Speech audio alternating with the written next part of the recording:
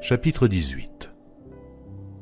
L'Éternel lui apparut parmi les chênes de Mamré, comme il était assis à l'entrée de sa tente pendant la chaleur du jour. Il leva les yeux et regarda. Et voici, 3 hommes étaient debout près de lui. Quand il les vit, il courut au-devant d'eux depuis l'entrée de sa tente et se prosterna en terre. Et il dit, « Seigneur, si j'ai trouvé grâce à tes yeux, ne passe point, je te prie, loin de ton serviteur. Permettez qu'on apporte un peu d'eau pour vous laver les pieds, et reposez-vous sous cet arbre. J'irai prendre un morceau de pain pour fortifier votre cœur, après quoi vous continuerez votre route, car c'est pour cela que vous passez près de votre serviteur. » Ils répondirent, « Fais comme tu l'as dit. » Abraham alla promptement dans sa tente vers Sarah, et il dit, « Vite, 3 mesures de fleur de farine, pétris et fais des gâteaux. » Et Abraham courut à son troupeau, prit un veau tendre et bon, et le donna à un serviteur qui se hâta de l'apprêter. Il prit encore de la crème et du lait avec le veau qu'on avait apprêté, et il les mit devant eux. Il se tint lui-même à leur côté, sous l'arbre, et ils mangèrent. Alors ils lui dirent, « Où est Sarah, ta femme ?»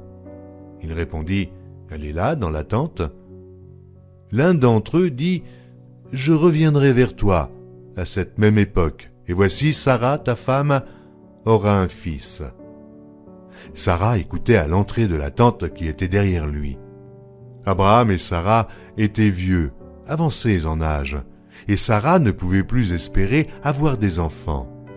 Elle rit en elle-même en disant, « Maintenant que je suis vieille, aurai-je encore des désirs? Mon Seigneur aussi est vieux. » L'Éternel dit à Abraham, « Pourquoi donc Sarah a-t-elle ri en disant, « Est-ce que vraiment j'aurais un enfant, moi qui suis vieille? » Y a-t-il rien qui soit étonnant de la part de l'Éternel? Au temps fixé, je reviendrai vers toi à cette même époque, et Sarah aura un fils. » Sarah mentit en disant, « Je n'ai pas ri. » Car elle eut peur. Mais il dit, « Au contraire, tu as ri. » Ces hommes se levèrent pour partir, et ils regardèrent du côté de Sodome. Abraham alla avec eux pour les accompagner. Alors l'Éternel dit, « Cacherai-je à Abraham ce que je vais faire? Abraham deviendra certainement une nation grande et puissante, et en lui seront bénies toutes les nations de la terre. Car je l'ai choisi afin qu'il ordonne à ses fils et à sa maison après lui de garder la voie de l'Éternel, en pratiquant la droiture et la justice, et qu'ainsi l'Éternel accomplisse en faveur d'Abraham les promesses qu'il lui a faites. » Et l'Éternel dit, « Le cri contre Sodome et Gomorrhe s'est accru, et leur péché est énorme. C'est pourquoi je vais descendre, et je verrai s'ils ont agi entièrement selon le bruit venu jusqu'à moi.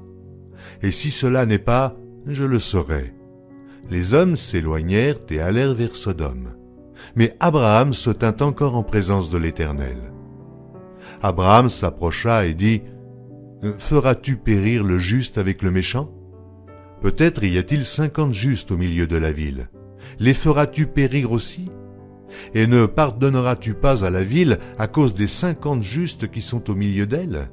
Faire mourir le juste avec le méchant, en sorte qu'il soit du juste comme du méchant?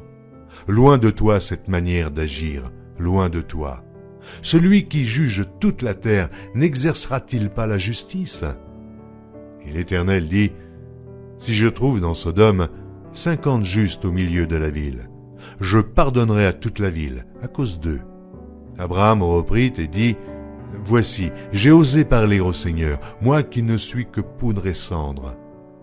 Peut-être des 50 justes, en manquera-t-il 5?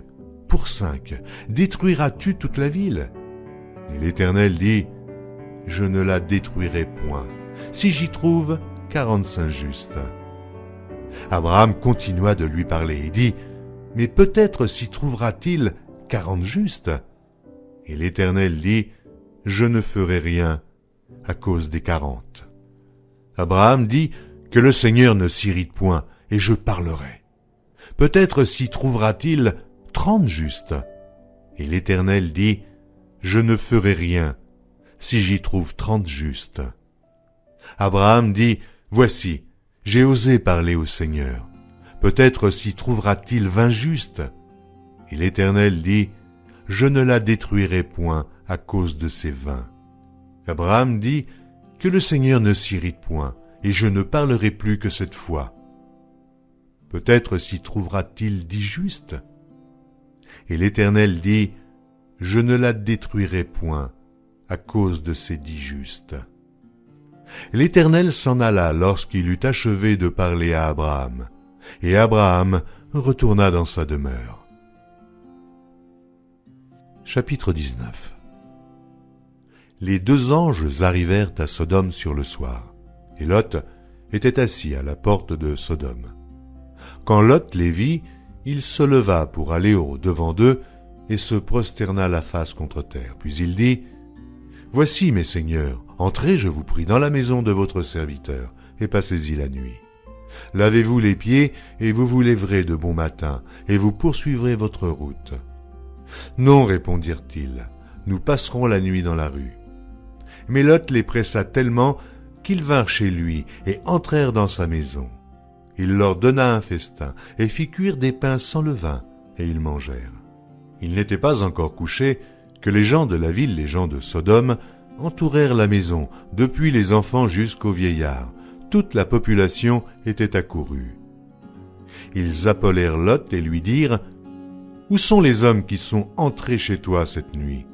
Fais-les sortir vers nous, pour que nous les connaissions. » Lot sortit vers eux à l'entrée de la maison et ferma la porte derrière lui. Et il dit, « Mes frères, je vous prie, ne faites pas le mal. Voici, j'ai 2 filles qui n'ont point connu d'homme.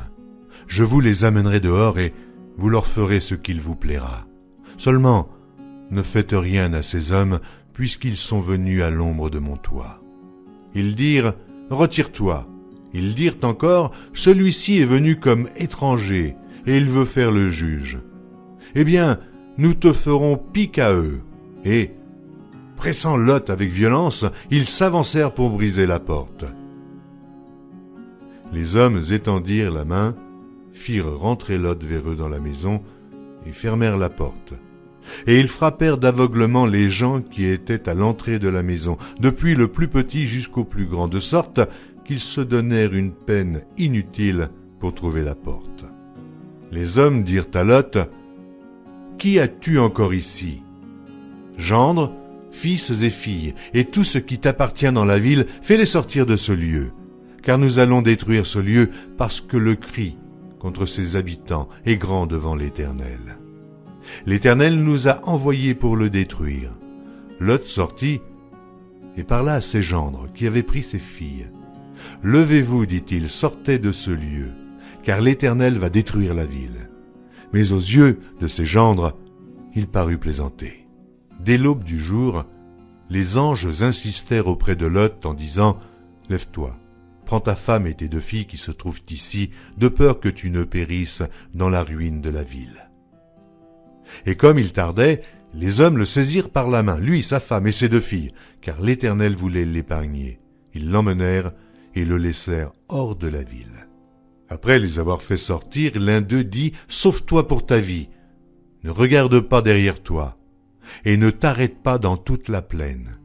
Sauve-toi vers la montagne, de peur que tu ne périsses. » Lot leur dit, « Oh non, Seigneur, voici, j'ai trouvé grâce à tes yeux, et tu as montré la grandeur de ta miséricorde à mon égard, en me conservant la vie. Mais je ne puis me sauver à la montagne, avant que le désastre m'atteigne, et je périrai. Voici, cette ville est assez proche pour que je m'y réfugie, et elle est petite, oh que je puisse m'y sauver. N'est-elle pas petite, et que mon âme vive? » Et il lui dit, « Voici, je t'accorde encore cette grâce, et je ne détruirai pas la ville dont tu parles. Hâte-toi de t'y réfugier, car je ne puis rien faire jusqu'à ce que tu y sois arrivé. C'est pour cela que l'on a donné à cette ville le nom de Tsoar. » Le soleil se levait sur la terre lorsque Lot entra dans Tsoar. Alors l'Éternel fit pleuvoir du ciel sur Sodome et sur Gomorrhe, du soufre et du feu, de par l'Éternel. Il détruisit ces villes, toute la plaine et tous les habitants des villes et les plantes de la terre. La femme de Lot regarda en arrière, et elle devint une statue de sel. Abraham se leva de bon matin pour aller au lieu où il s'était tenu en présence de l'Éternel. Il porta ses regards du côté de Sodome et de Gomorrhe, et sur tout le territoire de la plaine. Et voici, il vit s'élever de la terre une fumée, comme la fumée d'une fournaise. Alors Dieu détruisit les villes de la plaine, et il se souvint d'Abraham. Et il fit échapper Lot du milieu du désastre par lequel il bouleversa les villes où Lot avait établi sa demeure. Lot quitta Tsoar pour la hauteur, et se fixa sur la montagne avec ses 2 filles, car il craignait de rester à Tsoar. Il habita dans une caverne, lui et ses 2 filles. L'aînée dit à la plus jeune, « Notre père est vieux, et il n'y a point d'homme dans la contrée pour venir vers nous, selon l'usage de tous les pays. Viens, faisons boire du vin à notre père et couchons avec lui, afin que nous conservions la race de notre père. » Elles firent donc boire du vin à leur père cette nuit-là, et l'aînée alla coucher avec son père. Il ne s'aperçut ni quand elle se coucha, ni quand elle se leva. Le lendemain, l'aînée dit à la plus jeune, « Voici, j'ai couché la nuit dernière avec mon père. Faisons-lui boire du vin encore cette nuit, et va coucher avec lui, afin que nous conservions la race de notre père. » Elles firent boire du vin à leur père encore cette nuit-là, et la cadette alla coucher avec lui. Il ne s'aperçut ni quand elle se coucha, ni quand elle se leva. Les 2 filles de Lot devinrent enceintes de leur père. L'aînée enfanta un fils qu'elle appela du nom de Moab. C'est le père des Moabites jusqu'à ce jour. La plus jeune enfanta aussi un fils qu'elle appela du nom de Ben-Ami. C'est le père des Ammonites jusqu'à ce jour. Chapitre 20. Abraham partit de là pour la contrée du Midi. Il s'établit entre Kadès et Shur et fit un séjour à Guérar. Abraham disait de Sarah, sa femme, « C'est ma sœur. » Abimélec, roi de Guérar, fit enlever Sarah. Alors Dieu apparut en songe à Abimélec pendant la nuit et lui dit, « Voici, tu vas mourir, à cause de la femme que tu as enlevée, car elle a un mari. » Abimélec, qui ne s'était point approché d'elle, répondit, « Seigneur, ferais-tu périr même une nation juste? Ne m'a-t-il pas dit, c'est ma sœur? Et elle-même, n'a-t-elle pas dit, c'est mon frère? J'ai agi avec un cœur pur et avec des mains innocentes. » Dieu lui dit en songe, « Je sais que tu as agi avec un cœur pur. Aussi t'ai-je empêché de pécher contre moi. C'est pourquoi je n'ai pas permis que tu la touchasses. Maintenant, rends la femme de cet homme, car il est prophète. Il priera pour toi et tu vivras. Mais si tu ne la rends pas, sache que tu mourras, toi et tout ce qui t'appartient. » Abimélec se leva de bon matin. Il appela tous ses serviteurs et leur rapporta toutes ces choses. Et ces gens furent saisis d'une grande frayeur. Abimélec appela aussi Abraham et lui dit, « Qu'est-ce que tu nous as fait? Et en quoi t'ai-je offensé pour que tu aies fait venir sur moi et sur mon royaume un si grand péché? Tu as commis à mon égard des actes qui ne doivent pas se commettre. » Et Abimélec dit à Abraham, « Quelle intention avais-tu pour agir de la sorte? » Abraham répondit, « Je me disais qu'il n'y avait sans doute aucune crainte de Dieu dans ce pays, et que l'on me tuerait à cause de ma femme. De plus, il est vrai qu'elle est ma sœur, fille de mon père. Seulement, elle n'est pas fille de ma mère, et elle est devenue ma femme. Lorsque Dieu me fit errer loin de la maison de mon père, je dis à Sarah, « Voici la grâce que tu me feras. Dans tous les lieux où nous irons, dis de moi, c'est mon frère. » Abimélec prit des brebis et des bœufs, des serviteurs et des servantes, et les donna à Abraham et lui rendit Sarah, sa femme. Abimélec dit, « Voici, mon pays est devant toi, demeure où il te plaira. » Et il dit à Sarah, « Voici, je donne à ton frère 1000 pièces d'argent. Cela te sera un voile sur les yeux pour tous ceux qui sont avec toi, et auprès de tous tu seras justifié. » Abraham pria Dieu, et Dieu guérit Abimélec, sa femme et ses servantes, et elles purent enfanter. Car l'Éternel avait frappé de stérilité toute la maison d'Abimélec à cause de Sara, femme d'Abraham. Chapitre 21. L'Éternel se souvint de ce qu'il avait dit à Sara, et l'Éternel accomplit pour Sara ce qu'il avait promis. Sara devint enceinte, et elle enfanta un fils à Abraham dans sa vieillesse, au temps fixé dont Dieu lui avait parlé. Abraham donna le nom d'Isaac au fils qui lui était né, que Sara lui avait enfanté. Abraham circoncit son fils Isaac, âgé de 8 jours, comme Dieu le lui avait ordonné. Abraham était âgé de 100 ans à la naissance d'Isaac son fils. Et Sara dit, « Dieu m'a fait un sujet de rire, quiconque l'apprendra rira de moi. » Elle ajouta, « Qui aurait dit à Abraham, Sara allaitera des enfants ?» Cependant, je lui ai enfanté un fils dans sa vieillesse. L'enfant grandit et fut sevré, et Abraham fit un grand festin le jour où Isaac fut sevré. Sara vit rire le fils qu'Agar, l'Égyptienne, avait enfanté à Abraham, et elle dit à Abraham, « Chasse cette servante et son fils, car le fils de cette servante n'héritera pas avec mon fils, avec Isaac. » Cette parole déplut fort aux yeux d'Abraham à cause de son fils. Mais Dieu dit à Abraham, « Que cela ne déplaise pas à tes yeux, à cause de l'enfant et de ta servante.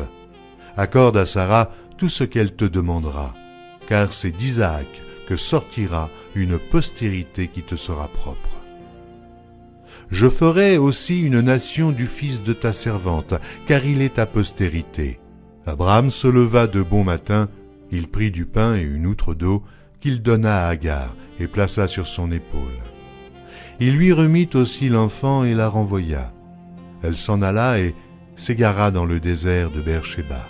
Quand l'eau de l'outre fut épuisée, elle laissa l'enfant sous un des arbrisseaux et alla s'asseoir vis-à-vis, à une portée d'arc, car elle disait « Que je ne vois pas mourir mon enfant. » Elle s'assit donc vis-à-vis de lui, et leva la voix et pleura. Dieu entendit la voix de l'enfant, et l'ange de Dieu appela du ciel Agar et lui dit, « Qu'as-tu, Agar ? Ne crains point, car Dieu a entendu la voix de l'enfant dans le lieu où il est. Lève-toi, prends l'enfant, saisis-le de ta main, car je ferai de lui une grande nation. » Et Dieu lui ouvrit les yeux, et elle vit un puits d'eau. Elle alla remplir d'eau l'outre et donna à boire à l'enfant. Dieu fut avec l'enfant qui grandit, habita dans le désert et devint tireur d'arc. Il habita dans le désert de Paran, et sa mère lui prit une femme du pays d'Égypte. En ce temps-là, Abimélec, accompagné de Picol, chef de son armée, parla ainsi à Abraham. « Dieu est avec toi dans tout ce que tu fais. Jure-moi maintenant, ici, par le nom de Dieu, que tu ne tromperas ni moi, ni mes enfants, ni mes petits-enfants, et que tu auras pour moi et le pays où tu séjournes la même bienveillance que j'ai eue pour toi. » Abraham dit, « Je le jurerai. » Mais Abraham fit des reproches à Abimélec au sujet d'un puits d'eau dont s'étaient emparés de force les serviteurs d'Abimélec.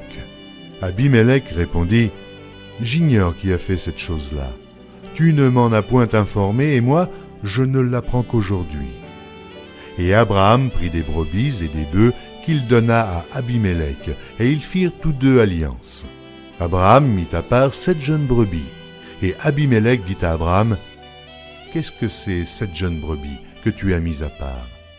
Il répondit, « Tu accepteras de ma main ces 7 brebis, afin que cela me serve de témoignage que j'ai creusé ce puits. » C'est pourquoi on appelle ce lieu Beer-Shéba, car c'est là qu'ils jurèrent l'un et l'autre. Ils firent donc alliance à Beer-Shéba, après quoi Abimélec se leva avec Picol, chef de son armée, et ils retournèrent au pays des Philistins. Abraham planta des tamaris à Beer-Shéba, et là, il invoqua le nom de l'Éternel, Dieu de l'éternité. Abraham séjourna longtemps dans le pays des Philistins. Chapitre 22. Après ces choses, Dieu mit Abraham à l'épreuve et lui dit « Abraham !» Et il répondit « Me voici. » Dieu dit « Prends ton fils, ton unique, celui que tu aimes, Isaac.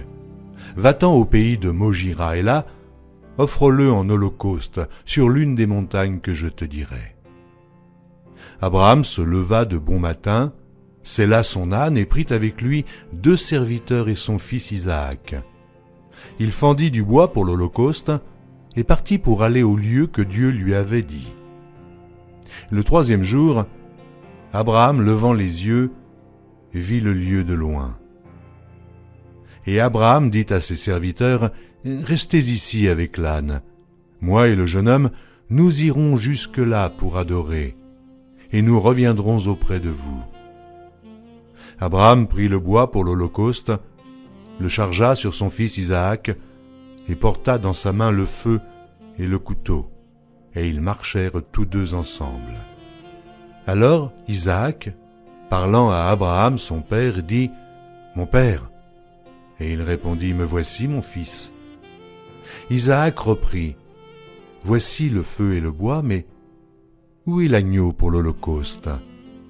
Abraham répondit « Mon fils, Dieu se pourvoira lui-même de l'agneau pour l'holocauste. » Et ils marchèrent tous 2 ensemble.